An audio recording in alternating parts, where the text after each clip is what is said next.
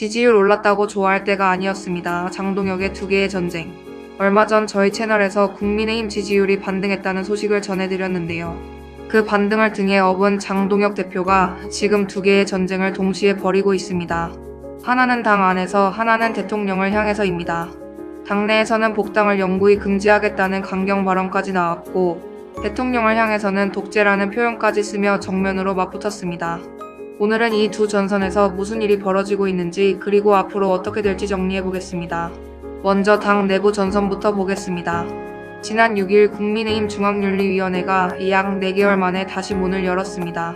63 지방선거 국면에서 멈춰있던 윤리위가 재가동되면서 현재까지 접수된 60건이 넘는 징계 요청을 심의하기 시작한 겁니다.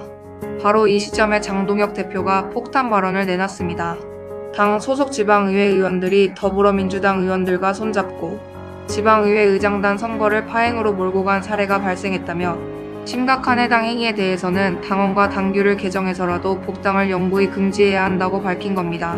실제로 옥천군의회와 포항시의회에서는 당초 내정됐던 후보가 의장으로 선출되지 못하는 일이 벌어졌고, 이 내용이 중앙당에 보고된 상태였습니다.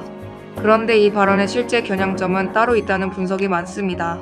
징계 대상 1순위로 거론되는 건 지난 3월 무소속으로 출마한 한동훈 의원의 선거운동을 도왔던 이른바 친한계 의원들입니다. 김혜지, 안상훈, 진종호, 정성국, 배현진, 오재준, 박정훈 의원 등이 이름을 올리고 있습니다. 여기에 장동혁 대표의 사퇴를 공개적으로 촉구했던 소장파 모임 대한과밀의 소속 김용태, 김재섭 의원 등에 대한 징계 요청도 함께 접수된 상태입니다. 여기서 잠깐 국민의힘 내부 갈등의 뿌리를 짚고 넘어갈 필요가 있습니다. 한동훈 전 대표는 앞서 당에서 제명된 뒤 무소속으로 부산 북구가 보궐선거에 출마했었는데, 이 선거운동을 도운 현역 의원들이 바로 이번 징계 심의의 핵심 대상입니다. 즉 지금의 갈등은 하루아침에 생긴 게 아니라 한동훈 전 대표를 둘러싼 계파 갈등이 몇 달째 이어지며 쌓여온 결과라는 겁니다. 이런 맥락 때문에 장동혁 대표 측이 윤리위는 지도부와 무관한 독립기구라고 선을 긋고 있음에도 실제로는 장 대표의 의중과 떼어놓고 보기 어렵다는 분석이 정치권 안팎에서 지배적입니다. 당연히 반발이 이어지고 있습니다. 한 비당권파 중진 의원은 지금의 윤리위와 당무감사위원회 모두 장동혁 지도부가 만들어 놓은 조직 아니냐며 당내 기강을 징계로 다스리려는 것은 분열 정치 그 자체라고 비판했습니다. 사선의 이종배 의원 역시 이런 방식은 당 질서가 아니라 대립과 갈등만 키울 것이라고 우려했고, 최영도 의원도 방송에 출연해 실제 징계로까지 이어지기는 쉽지 않을 거라고 신중론을 폈습니다. 특히 복당 영구 금지 조항이 과거 제명자에게도 소급 적용될지 여부는 앞서 제명됐던 한동훈 전 대표를 정면으로 겨냥한 것 아니냐는 해석까지 낳고 있습니다. 이렇게 당 내부가 시끄러운 와중에 장동혁 대표는 동시에 또 다른 전선을 열었습니다. 바로 이재명 대통령을 향한 정면 충돌입니다. 발단은 지난 7일부터 시행된 개정정보통신망법이었습니다. 이 법은 온라인에서 고의로 허위조작 정보를 유통해 타인에게 피해를 준 경우 손해액의 최대 5배까지 배상 책임을 물리고 최대 10억 원의 과징금을 부과할 수 있도록 하는 내용을 담고 있습니다. 장동혁 대표는 이 법을 시행 전부터 이른바 입틀막법이라고 규정하며 강하게 반발했습니다. 최고위원회의에는 아예 검은색 마스크를 쓰고 참석해 항의 뜻을 나타냈고, 이재명 대통령의 공소 취소를 앞두고 기존 언론은 물론 유튜버들의 입까지 모두 틀어막으려는 것이라고 주장했습니다. 국민의 눈을 가리고 귀를 막고 입까지 틀어막으면 그 끝은 이재명 독재의 완성이며 결국 헌법을 개정해서 연임까지 하려 들 거라는 격한 발언도 이어졌습니다. 법 시행 당일에는 자신의 페이스북에 오늘부터 입틀막법이 시행된다며 입을 틀어막으면 국민은 온몸으로 저항할 것이고 결국 정권의 종말을 불러올 것이라는 경고성 글까지 올렸습니다. 여기에 선거관리위원회 투표용지 부족 사태에 대한 특검 문제까지 겹쳤습니다. 장 대표는 선관위를 이 지경으로 만든 게 민주당이라며 야당이 추천하고 수사 범위에 제한이 없는 이른바 국민특검을 즉각 수용하라고 요구했습니다. 반면 민주당이 추진하는 제3자 추천 방식에 대해서는 시간만 끌다 결국 무산시키려는 침대 특검 작전이라며 날을 세웠습니다. 국민의힘 내에서도 강경 발언이 이어졌습니다. 나경원 의원은 이번 법 시행을 두고 전체주의 선언이라고까지 표현하며 이런 시기면 동성애에 대한 비판적 발언조차 처벌받게 될 거라고 주장했습니다. 흥미로운 건 이 시기 정치권 전반에 걸쳐 사투리 표현이나 특정 마케팅 문구까지 정치적 공방의 소재가 되는 현상이 반복되고 있다는 점입니다. 한 평론가는 이런 흐름을 두고 지나친 성역화와 정치적 이용을 서로 경계해야 한다고 지적하기도 했습니다. 물론 이런 주장에 대한 반박도 만만치 않습니다.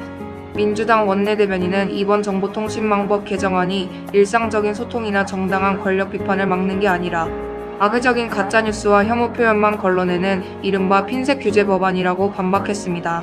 여당 대변인 측은 한 발 더 나아가 정부가 마음대로 가짜뉴스, 딱지를 붙여 과징금을 매길 거라는 장 대표의 주장 자체가 법조문 어디에도 없는 허수아비 때리기이며 고의성과 허위성에 대한 최종 판단은 정부가 아니라 사법부의 몫이라고 강조했습니다. 여기서 흥미로운 지점이 하나 있습니다. 이 법이 실제로 겨냥하는 대상에는 유튜버와 인플루언서도 포함돼 있다는 점입니다. 즉 이번 논란은 정치인들만의 이야기가 아니라 지금 이 영상을 보고 계신 유튜브 콘텐츠 제작 환경 자체와도 맞닿아 있는 사안이라는 겁니다. 실제로 개정법은 언론사와 유튜버, 인플루언서가 고의로 허위 조작 정보를 유통해 타인에게 피해를 입힐 경우 최대 5배의 징벌적 손해배상 책임을 묻고 방송미디어통신위원회가 최대 10억 원의 과징금을 부과할 수 있도록 하고 있습니다. 시사정치 콘텐츠를 다루는 채널이라면 사실관계 확인에 조금 더 신경 써야 하는 환경이 만들어진 셈입니다. 그렇다면 앞으로는 어떻게 될까요? 우선 당 내부 전선에서는 윤리위가 이달 안으로 실제 징계 조치 여부를 결정할 것으로 보입니다. 만약 친한계 의원들에 대한 실제 징계가 내려질 경우 법적 대응에 나설 가능성이 크다는 관측이 나오면서 이른바 징계 내전이 당 전면에 불거질 조짐입니다. 대통령과의 전선에서는 국민의힘이 입틀막법에 대한 헌법소원 청구까지 검토하고 있는 것으로 알려졌습니다. 당 일각에서는 독소 조항만 제거한 재개정안을 당론으로 발의해야 한다는 목소리도 나오고 있어 이 사안은 국회 차원의 법안 공방으로도 이어질 가능성이 있습니다. 실제로 관련 국민동의청원에는 한 달 만에 14만 명 넘게 동의했고 별도로 진행 중인 이재명 탄핵 청원에도 12일 만에 47만 명 넘게 몰리며 여론이 심상치 않게 움직이고 있습니다. 다만 이런 청원 수치가 실제 여론 전체를 대변하는지에 대해서는 신중하게 봐야 한다는 지적도 있습니다. 청원은 특정 성향의 참여자가 몰리기 쉬운 참여형 지표이기 때문입니다. 결국 장동혁 대표는 당 지지율 반등을 발판 삼아 안으로는 당권을 확실히 틀어쥐고 밖으로는 대통령을 향한 공세 수위를 최고조로 끌어올리는 전략을 택한 셈입니다. 이 두 전선은 서로 무관해 보이지만 사실 하나로 연결돼 있습니다. 당내 결속을 다지지 못하면 대통령을 상대로 한 강경 노선에도 힘이 실리지 않기 때문입니다. 다만 이 전략이 실제로 당의 결속을 강화할지 아니면 개파, 갈등을 폭발시켜 오히려 리더십의 부메랑이 될지는 이달 안에 나올 윤리위 결정과 입틀막법을 둘러싼 여론의 향방에 달려 있습니다. 여러분은 장동혁 대표의 이런 강경 노선 어떻게 보시나요? 당내 기강을 세우기 위한 불가피한 조치라고 보시나요? 아니면 정적을 제거하기 위한 개파 정치라고 보시나요? 댓글로 여러분의 생각을 들려주세요.